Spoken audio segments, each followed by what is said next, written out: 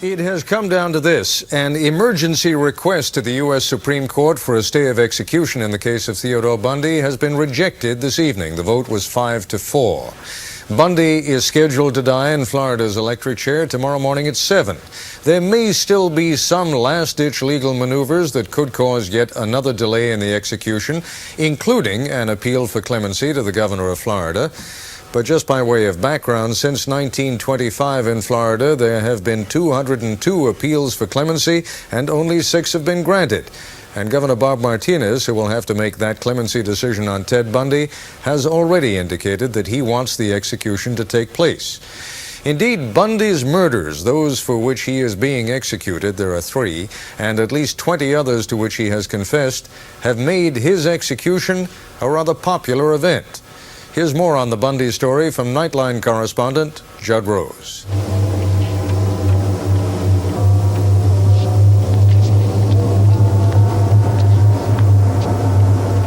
These are just a few of Ted Bundy's victims, the dead and the living. I say this for each member of my family, and I'm certain for the other families too.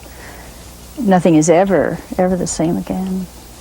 I find myself even now when I'm in a crowd looking for everything he did to the girls, the bludgeoning and the strangulation, humiliating their bodies, torturing them.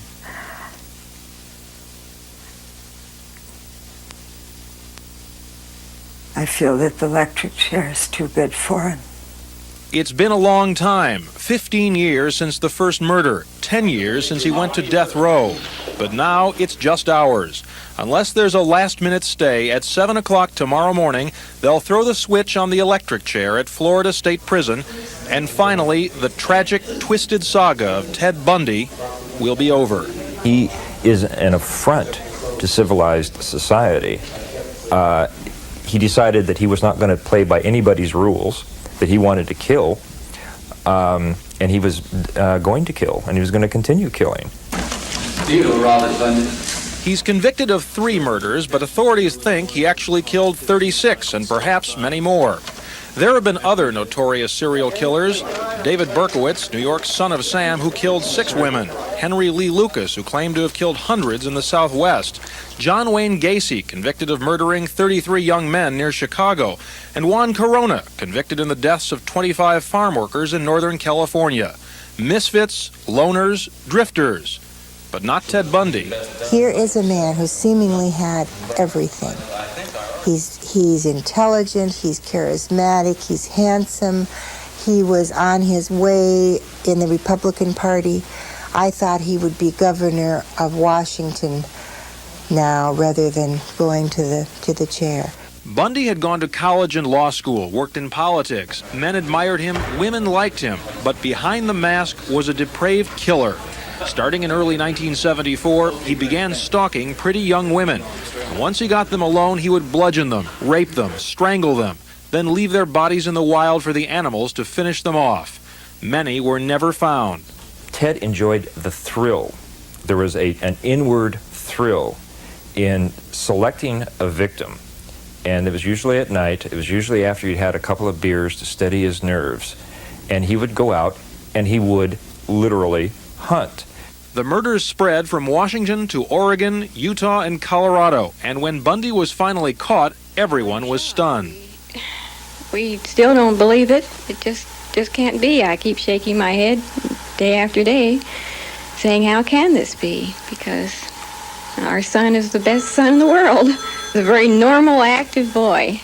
And Bundy himself showed his peculiar arrogance, saying the legal system would prove his innocence.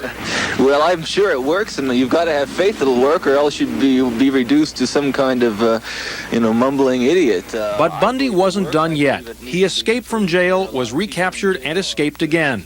Changing his appearance like a chameleon, Bundy continued to kill until his bloody journey brought him to Florida, where in January of 1978, he went wild in this sorority house, viciously assaulting 4 women. 2 died. A month later, he raped and strangled a 12-year-old girl. Shortly after, Ted Bundy was caught. Since I have been in Dade County, I've been allowed Don't to... shake your finger at me, young man. Don't shake your finger at me, young man. Bundy's trial, complete with live TV cameras and the defendant acting as his own lawyer, was a national sensation. Finally convicted and sentenced to die, Bundy still refused to accept the blame for his crimes. Because it is not a sentence of me, it is a sentence of someone else who's not standing here today. Ted's a sociopath, an antisocial personality. They have no consciences as we know it. They truly feel no empathy for other people. They don't understand other people's pain. The rest of us are there to make them feel better. Bundy's been consistent to the end. It was only this weekend that he began admitting his crimes, thinking it would buy him some time. Today, Connie Wilcox learned that Bundy had confessed killing her daughter Nancy 14 years ago. Ted Bundy needs to die. He needed to die 10 years ago or longer, and he should not have been allowed to live this long. In the places he ravaged, few disagree, like on the campus of Florida State. Personally, I think he should be fried right away. What he did was grotesque. And the impending execution has been the source of all sorts of gallows humor. I'm making a statement that I think it's time for Bundy to go. And apparently it is. Ted Bundy's execution is regarded by most with the same lack of remorse he always showed his human prey. Could even talk to me. For the record, you are guilty of killing many women and girls. Yes. Yes, that's true. Ted, how did it happen? Take me back. What are the antecedents of the behavior that we've seen? So much grief, so much sorrow, so much pain for so many people. Where did it start? How did this moment come about? I grew up in a wonderful home with two dedicated and loving parents, one of 5 brothers and sisters. But as a young boy, and I mean a boy of 12 or 13, certainly, that I encountered outside the home again, in the local grocery store, the local drugstore, the softcore pornography, what people call softcore. But as I think I explained to you last night, Dr. Dobson, in an anecdote, that as young boys do, we explored the back roads and sideways and byways of our neighborhood, and oftentimes people would dump the garbage and whatever they were cleaning out of their house, and from time to time we'd come across pornographic books of a harder nature than more graphic, you might say, more explicit nature than we would encounter, let's say, in your local grocery store. My experience with, I'd say, pornography generally, but with pornography that deals on a violent level with sexuality, is that once you become addicted to it, and I look at this as a kind of addiction, like other kinds of addiction, I would keep looking for more potent, more explicit, more graphic kinds of material. Like an addiction, you keep craving something which is harder, something which gives you a greater sense of excitement, until you reach the point where the pornography only goes so far. You reach that jumping off point where you begin to wonder if maybe actually doing it will give you that which is beyond just reading about it or looking at it. Ted, after you committed your first murder, what was the emotional effect on you? What happened in the days after that? It was like coming out of some kind of horrible trance or dream. I can only liken it to after, I don't want to over-dramatize it, but to have been possessed by something so awful and so alien, and then the next morning wake up from it, remember what happened, and realize that basically, in the eyes of the law, certainly in the eyes of God, you're responsible. To wake up in the morning and realize what I had done, and with a clear mind and all my essential moral and ethical feelings intact at that moment, absolutely horrified that I was capable of doing something like that. You really hadn't known that before? Basically, I was a normal person. I wasn't some guy hanging out at bars or a bum, or I wasn't a pervert in the sense that, you know, people look at somebody and say, I know there's something wrong with him, and just tell. I mean, I was essentially a normal person. I had good friends. I led a normal life, except for this one small but very potent and very destructive segment of it that I kept very secret, very close to myself, and didn't let anybody know about it.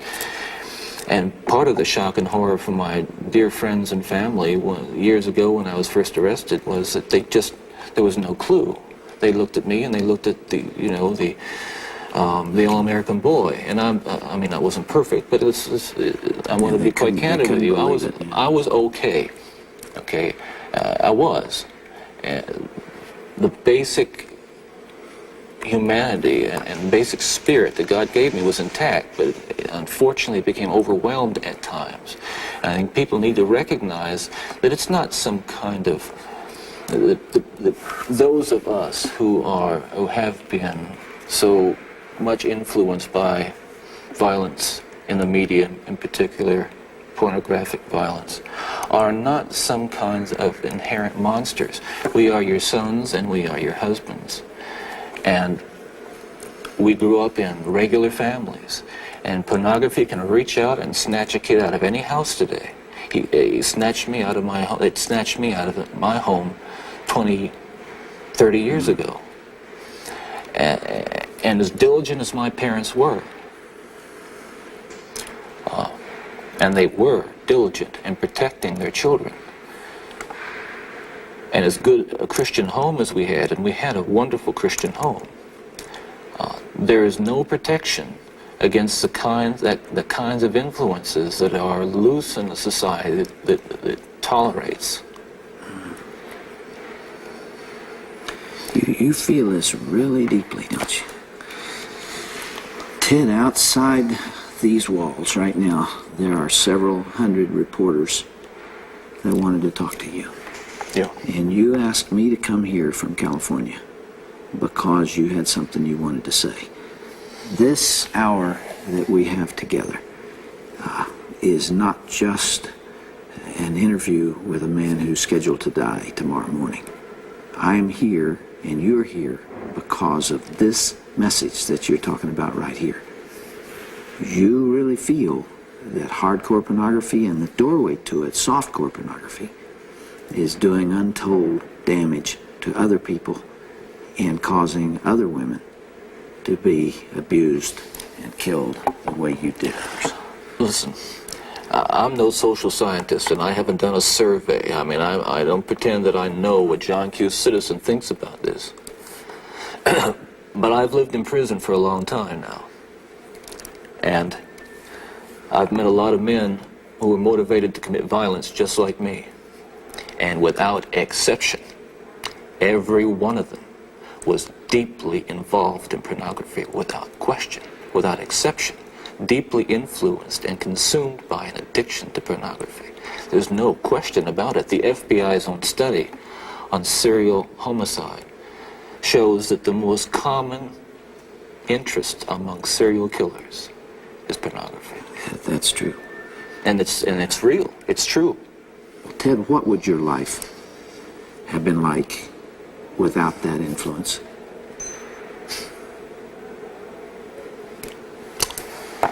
You can only speculate. Yeah.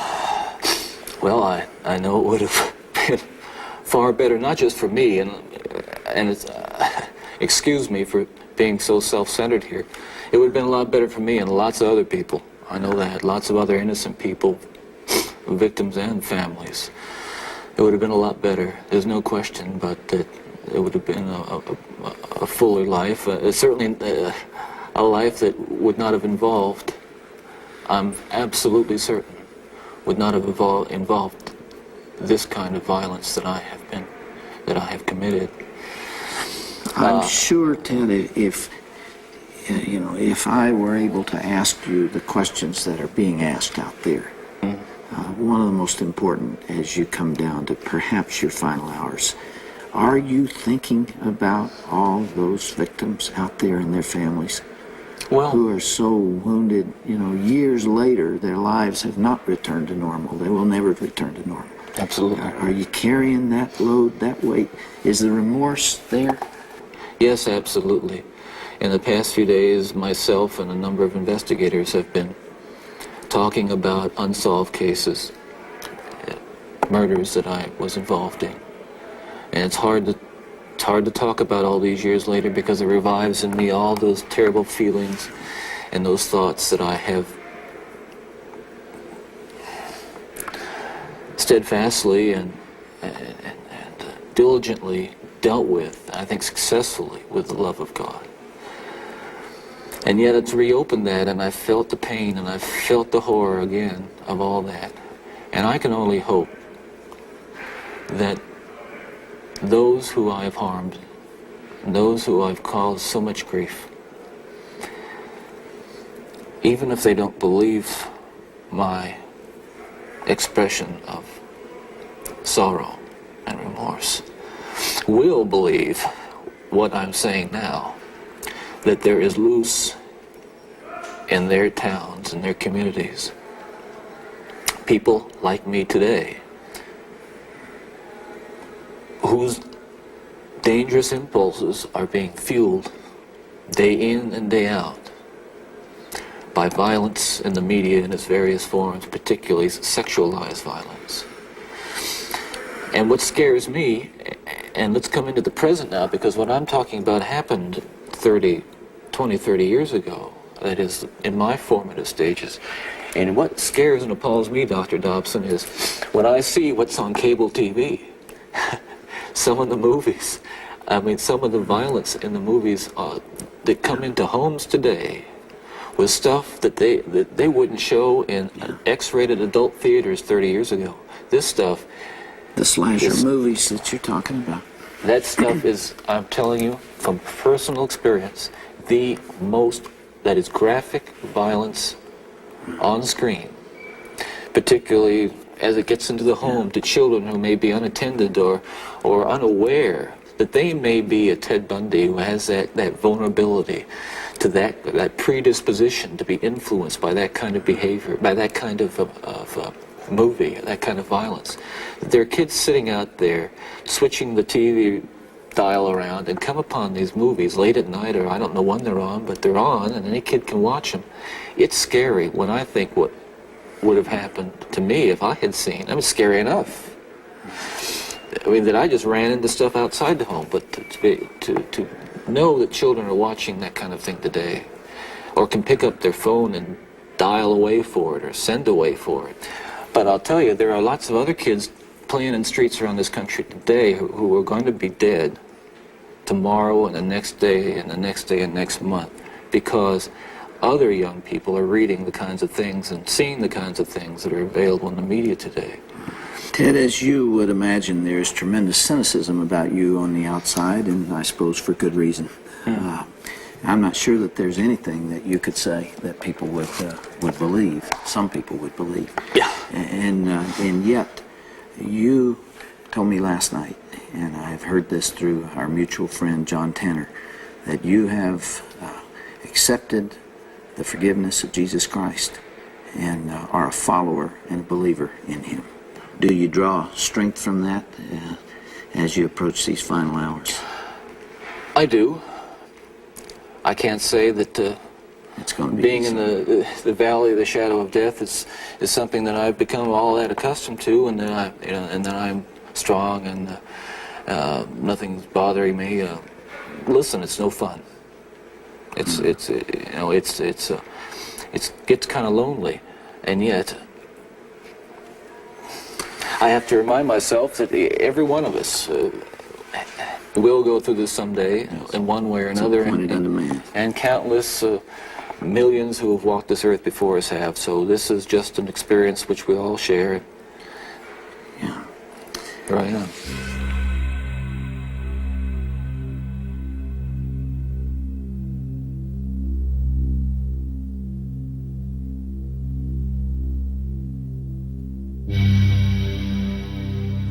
He said that he was raised in a very happy home. He was not abused as a child. He was not abused sexually. He was not abused physically or emotionally. And that he saw himself as coming out of a relatively happy, whole home where there was a lot of love, and where what happened to him cannot be attributed to major mistakes on the part of his family. He feels that he ran into trouble when he was 12 or 13 years of age, and he began to find pornography in the drugstores. He found some of it along the road that had been discarded. He began to be addicted to it. It became an obsession with him. And as he went through the adolescent years, he continued down that progressive road of wanting ever more violent and hardcore material. I think it's genuine. I realize that this man is perhaps the most...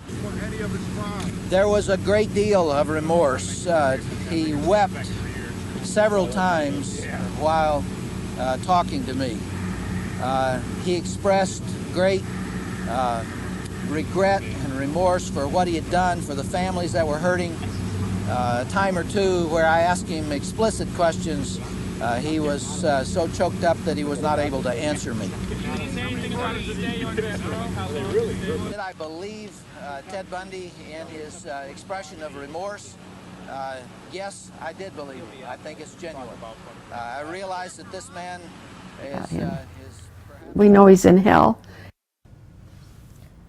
He was one of the most notorious serial killers in the nation. And did you know even Utah felt the effects of Ted Bundy? Yeah, Bundy was executed in Florida, 1989, for 3 murders that happened in that state. But 2 days before he was executed, he confessed to killing 3 young women right here in Utah. He was also suspected of killing 2 others and kidnapping another teenager in Murray. Tonight, Good for Utah's Marcos Ortiz begins a special assignment with the first of 3 parts on Bundy's legacy of pain in Utah. It was a good life, and then it totally destroyed. He ruined our lives, and he's still part of your life, unfortunately. The lives of Connie Wilcox and Belva Kent will be forever linked by the horrific memory of their daughter's brutal murders at the hands of Ted Bundy. Bundy was one of America's most notorious serial killers, a kidnapper, rapist, and necrophile.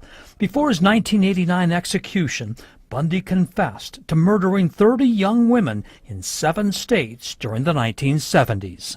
He was not mentally ill in the sense of somebody who was psychotic, didn't know what he was doing. He knew very much what he was doing. And it was that very normal but charismatic image of a preppy college student that allowed Bundy to get close to young women who would become his victims.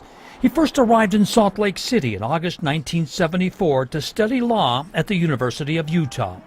But in the fall, young women started disappearing. Nancy Wilcox was the first, a 16-year-old who walked out of her home in Holiday, never to return. The minute she went out the door, I had the strangest feeling. 2 weeks later, Melissa Smith, the Midvale police chief's daughter, vanished. Her nude body was later found in the mountains. She had been strangled and raped. 3 weeks later, 17-year-old Laura Amy disappeared near Lehigh. Her body was also found in the mountains, beaten, raped, and strangled. 23-year-old Nancy Baird of Layton disappeared from a gas station where she worked. Her body has never been found. On November 8th, 18-year-old Carol Durant was taken by a stranger at Fashion Place Mall in Murray. She managed to escape. Later that night, Debbie Kent disappeared after leaving a play at Viewmont High School. Called everybody we could call to see if they had seen her, or she just left with somebody else to go pick up our kids or whatever. And no one had seen her. At first, Bountiful police considered her a runaway. The Kents kept searching. They've kept the front porch light on for Debbie for 40 years now. It burns out occasionally when we put a new bulb in, but it's just kind of, I don't know, it's just kind of like she's not home yet, so why turn it out? For Connie Wilcox, her daughter's disappearance consumed her day and night. I thought, you know, what's going on? I mean, I didn't know what to think. I was just sick. You know, I was just sick. I didn't know what to think. It was like we were just clinging on, just waiting to find out something. And then day after day after day after day, and nothing. At the time, Wilcox and Kent had no idea who they were dealing with. Bundy left a trail of victims behind in Washington state in 1974. Police across parts of the Northwest were investigating the disappearances of 9 women. The only clue was a young man named Ted who might be driving a Volkswagen. And when we come back, you'll learn of an empty gravesite and a small reminder of Debbie Kent. Good for Utah's Marcus Ortiz continues with Bundy's legacy of pain right after the break.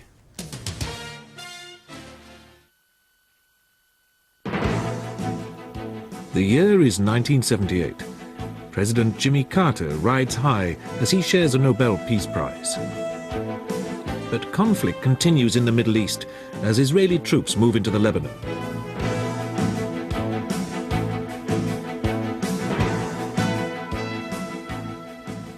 The United States makes another leap forward in space technology as the shuttle is rolled out. And on the 15th of February, a man is arrested in Florida who eventually confesses to 23 murders. Nearly all the victims were young and pretty, with a strong resemblance to each other, and to a girl who once turned him down.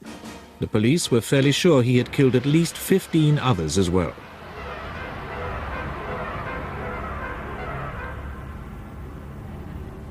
On the 15th of January 1978, a student had been found in Tallahassee, raped, beaten, and strangled in the Chi Omega sorority house. Her name was Margaret Bowman.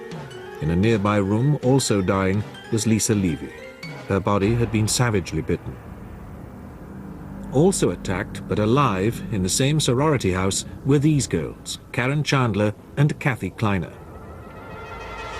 90 minutes later, Cheryl Thomas was brutalized in her bed by the same man.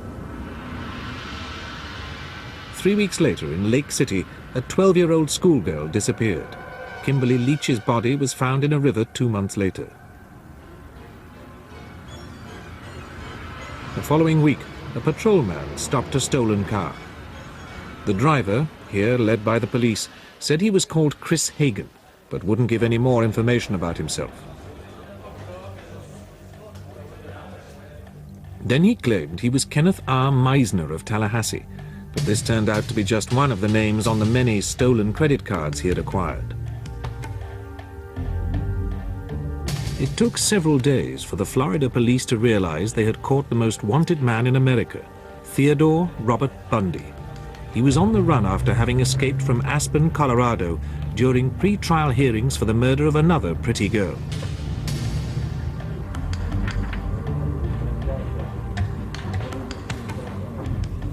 So now the Florida police looked for any links with the recent murders and disappearances of young women locally. Bundy strongly denied all their accusations, quite confident that no evidence existed to link him with any of the brutal killings in the sorority house and afterwards. But his composure slipped when the police followed up the bite marks left on Lisa Levy. He violently resisted, and 6 men had to hold him down in his cell to take wax impressions and these photographs. The pattern of his teeth fitted with the marks on Lisa Levy's buttocks. Now he set about charming his captors. Everyone who met Ted Bundy agreed that he was intelligent, cultured, and personable. Very few people could believe he was a crook, let alone one of the most savage serial killers ever. What they couldn't know was that he was a classic psychopath, internally raging and able to kill without remorse. Unusually for a serial killer, he was also very attractive to women, which was why so many girls fatally allowed themselves to be picked up by him. Ted Bundy was a charmer. He charmed the shoes off of him. He was thoughtful, charismatic. He was an enjoyable, likable, attractive person. Born illegitimate in Philadelphia in 1946, Bundy was an intelligent but lonely child. At Stanford University, he got engaged to a girl who had dark hair parted in the center, but she broke it off, saying he was emotionally immature. Psychiatrists have speculated that this was the trigger which set him off. Nearly all the 40 girls who were later to disappear when they came into contact with Ted Bundy had center-parted dark hair as well.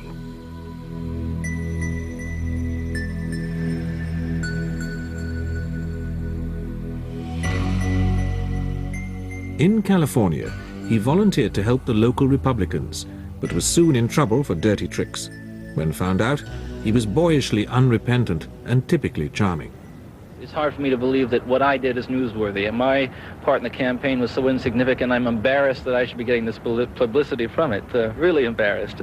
At the end of the 1960s, he moved to Seattle, got a psychology degree, and entered law school.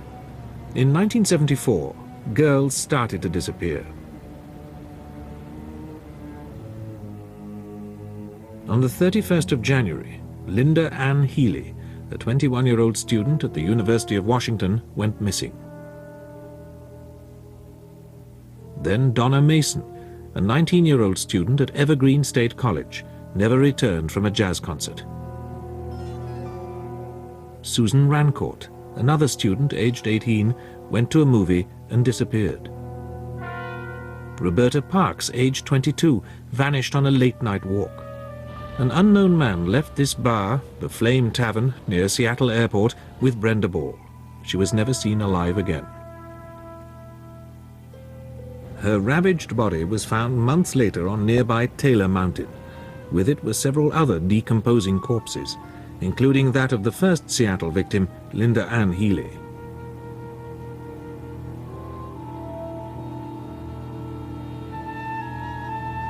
Then George Ann Hawkins, aged 18, walked back alone to her Washington University sorority house, but never reached it. The beach at Lake Sammamish was crowded on the 14th of July, 1974. A man called Ted, with his arm in a sling, asked several women to help load a boat onto his car.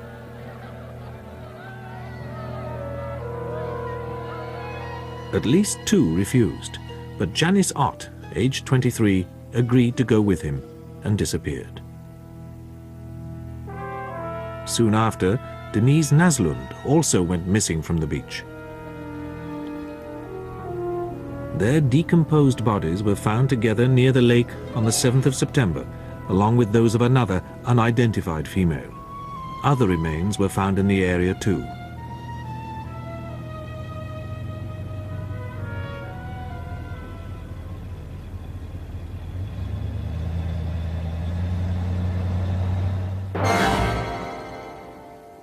Now the police had something to go on, since several girls could remember the man. They issued a photo-fit picture, which turned out to be remarkably accurate. More women came forward when they saw it, to tell of having been approached by a man with his arm in a sling.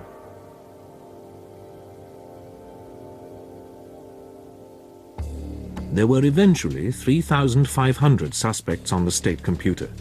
Number 7 was Ted Bundy, but by the time the police reached his name, he had moved on. In August 1974, the disappearances in Washington ceased. Bundy was in Salt Lake City, and women started disappearing there. Nancy Wilcox, age 16, high school cheerleader, was last seen in a Volkswagen on the 2nd of October. Her body was never found. Melissa Smith hitched a ride on the 18th of October. She was found strangled. Laura Aim vanished and was slaughtered on Halloween. But Carol DeRodge, age 19, turned out to be a tougher proposition. In the Salt Lake City parking lot, a phony cop got her into his Volkswagen, then snapped handcuffs on her. She managed to get away, but later she failed to recognize a photograph of Bundy. Over the next 6 months, a series of other girls disappeared in the Salt Lake City area. The last, on the 1st of July, was Nancy Baird, an attendant from this gas station in Golden, Colorado.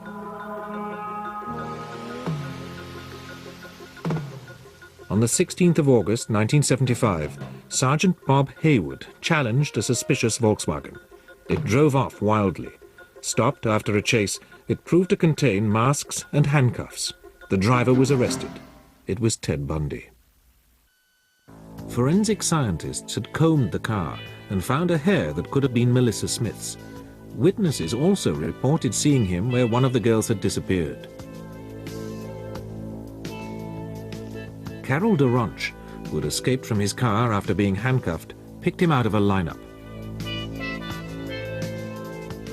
When credit card slips proved he was lying when he said he had never been to Colorado, he was charged with kidnapping and attempted murder. Other states became interested. After a legal battle lasting 13 months, he was found guilty of aggravated kidnapping. He then faced further charges. I have got to keep myself together. I have got to stay calm. I've got to keep my presence of mind, because as long as I do that, I'm going to beat these people. His first attempt to beat them was an unexpected escape. Released from his chains and left in the courthouse library, he jumped from this window. The local sheriff was surprisingly relaxed. When was you last seen? Oh, about 10:30 this morning when he jumped from the window. Have there been any hostage-type situations or stolen cars reported? No, not yet. While helicopters searched for him, he hid out in a cabin on Aspen Mountain for 5 days before coming back through the roadblocks to steal a car. He was rearrested a few blocks from where he had escaped.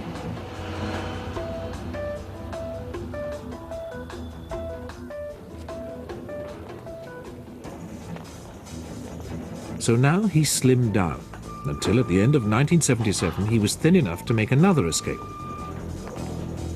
This time through a hole he cut in the ceiling of his cell.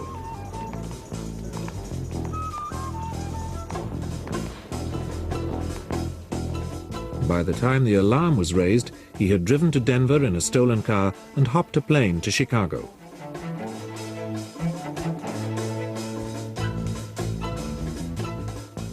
From there he flew to Florida, where his urge to kill overwhelmed him. Shortly after the Tallahassee and Lake City killings came his capture in the stolen car.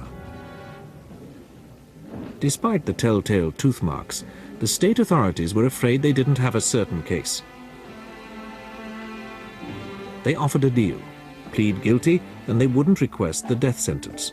Bundy contemptuously refused.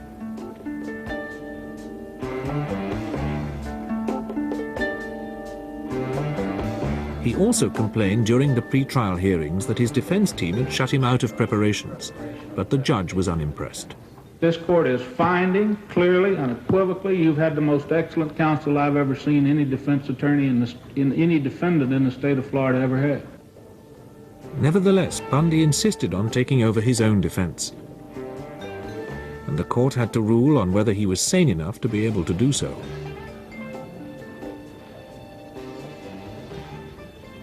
The man is difficult to work with.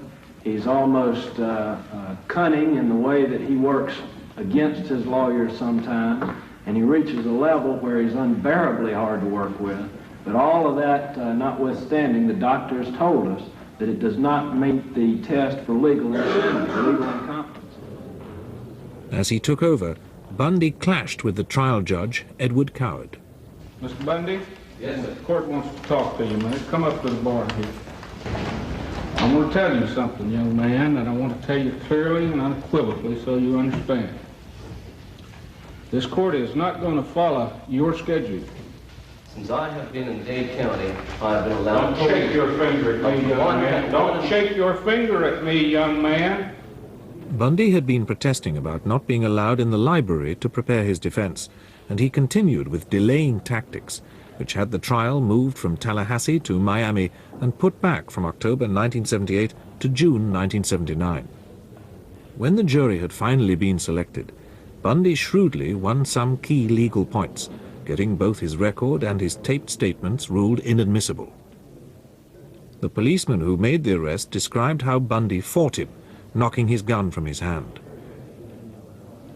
He then went on to report what Bundy said when he was subdued. He made these statements several times on the way back to the station that he wished I'd killed him.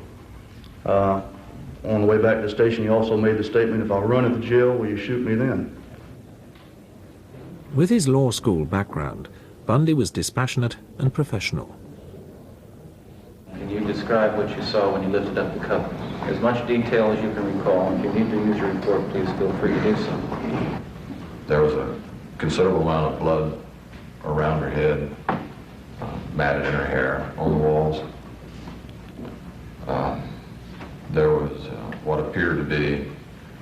nylon stocking netted around her neck.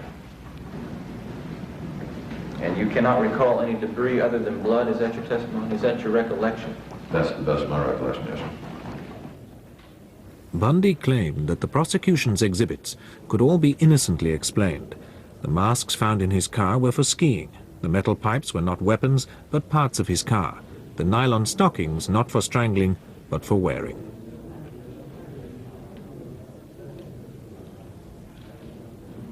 The prosecutor said that, on the contrary, they all proved that the crimes had been carefully planned. This man premeditated this murder. He knew what he was going to do before he did it. He thinks he is smart enough to get away with any crime.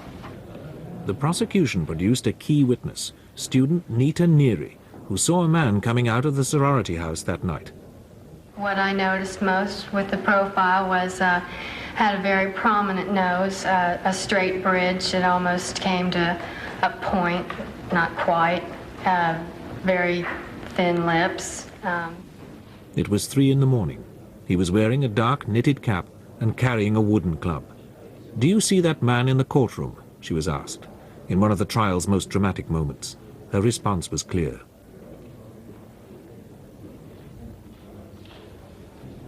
This was damning enough, but the clincher was the savage bite on Lisa Levy. The defendant in this case, Theodore Robert Bundy, was responsible for leaving those bite marks on the buttocks of Lisa Levy. Bundy claimed they weren't his, but dental evidence was overwhelming. Knowing that this was a critical point, he took the stand to deny it. What is your name, please? Theodore Robert Bundy.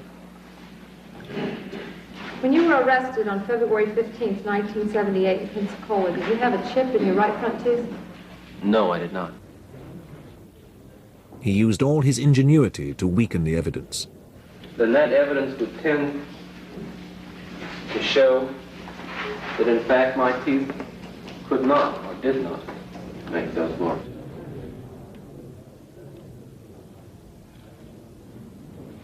Fully aware of the importance of this point, the state produced a further expert whose testimony was damning when asked to comment on Bundy's claims.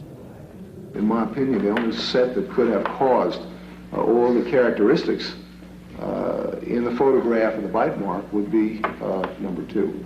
The models of Mr. Bundy? Yes, sir.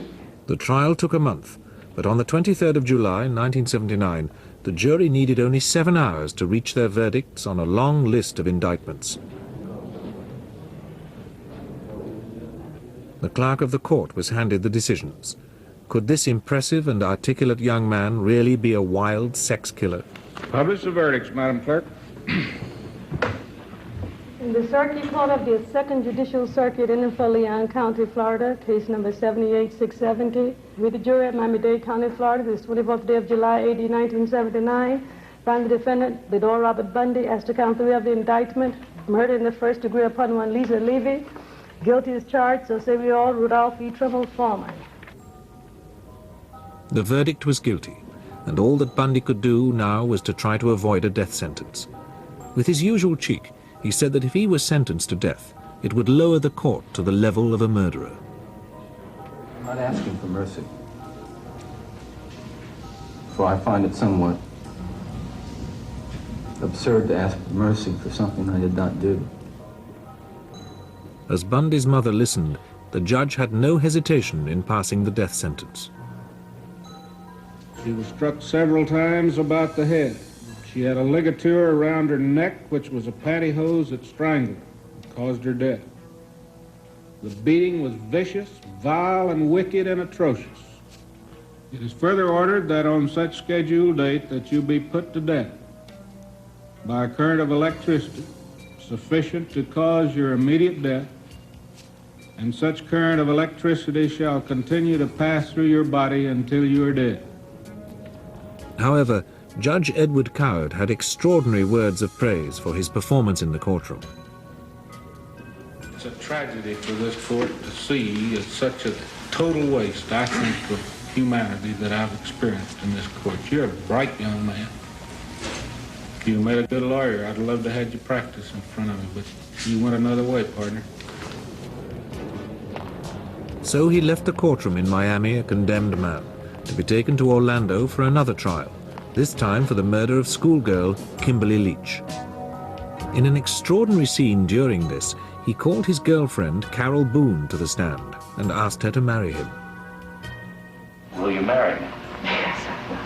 And I do hereby marry you. Thank you. She accepted, and they had a daughter during the years of his appeals.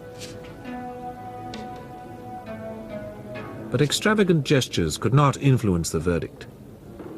Therefore, it is the sentence of this court as to count one of the indictment that you, Theodore Robert Bundy, be adjudicated guilty of murder in the first degree, and that you be sentenced to death for the murder of Kimberly Diane Leach. There followed almost 9 years of appeals.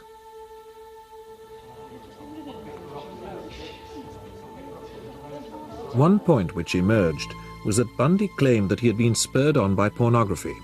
Anti-porn crusaders leapt at this revelation as confirming their worst fears. Dr. Victor Klein, a psychiatrist who had made a study of the effects, summed up their views. They get into this pattern, it's a sexual addiction, and they act it out. And even good people can or are vulnerable to it. But lawyer John Weston took a sterner view. It's also a way for Bundy to check out by, in essence, saying the devil made me do it. Officials speculated as to how many women Bundy really had killed. My feeling is that he's killed way over 100. When his last appeal failed, Bundy tried to delay his execution by starting to confess. His mother was devastated. We don't want to believe that these things happened, but it sounds like at least some of them did, unless he's making it all up.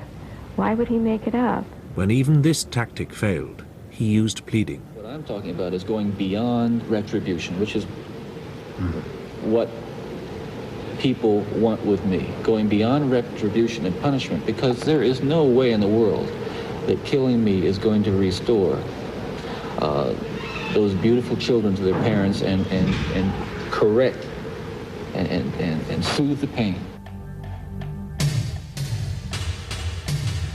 But at last, 9 years after the sentence, the state of Florida prepared for retribution. Press and angry crowds gathered outside the prison.